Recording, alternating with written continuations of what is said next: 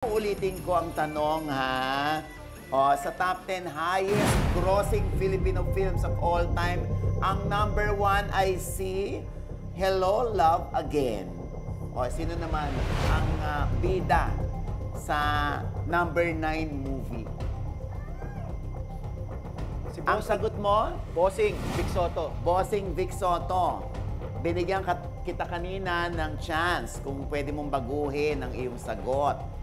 Pero masyado ka ng desidido. Kanina, nung commercial, nangungwenta siya. Sana raw hindi na daw niya pina-scratch yung last 10,000 para daw 40 ang kanyang maiuwi. Oh, so sigurado siya na Vic Soto. At ang Vic Soto ay...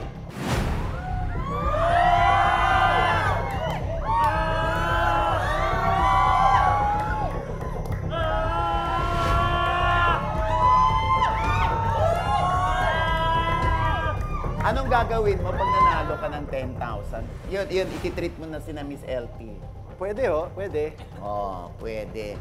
Ma-treat mo kaya ang mga kasama mong sina Tito Archie, Mon Confiado at Miss LT? Ang iyong sagot na Vic Soto ay...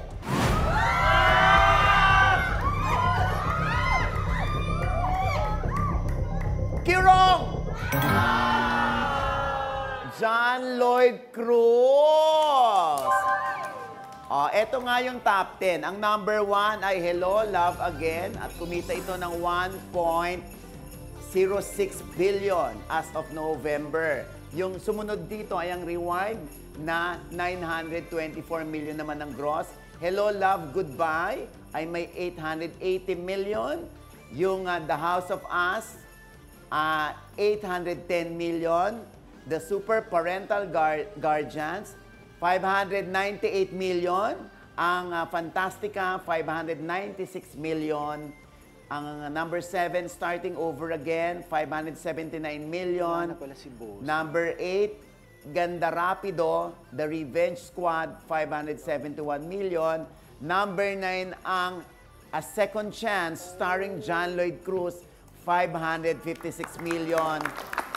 At si Aga Mulak sa Miracle in Cell number 7, 543 million. Hindi bale, meron ka pa rin 20,000 pesos. Congratulations! At Miss LT, Tito Archie, Mon, halika na kayo rito.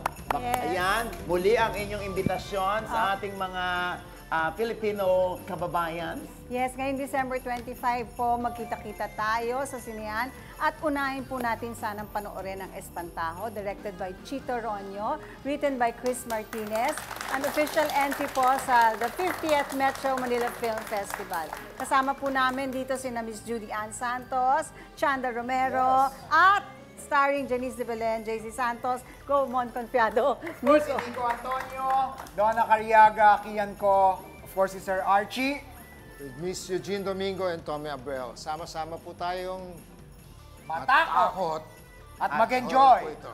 Ayan. sa mga sinihan. Opo, perfect na regalo po ito for the whole family. Dahil it's a core family story talaga siya. Oo, ayan. Siyempre, Salamat Nico, po sa mga manunood. Salamat ngayon sa lang ako guest. nakakita ng nanalo pero malungkot. Bakit, Nico? Hindi Hindi yun siya nanalo ng jackpot. Yung Espantajo pa rin yan eh. Galing pa rin siya doon sa Espantajo. Dapat siya sa mami niya. Diba? At least 20,000 pa rin tong maiuwi mo, Nico, ha? Ayan, maraming salamat, Miss LT, Tito Archie, Mon, at Nico. Thank you. Siyempre, Metro Manila Film Festival po, ha?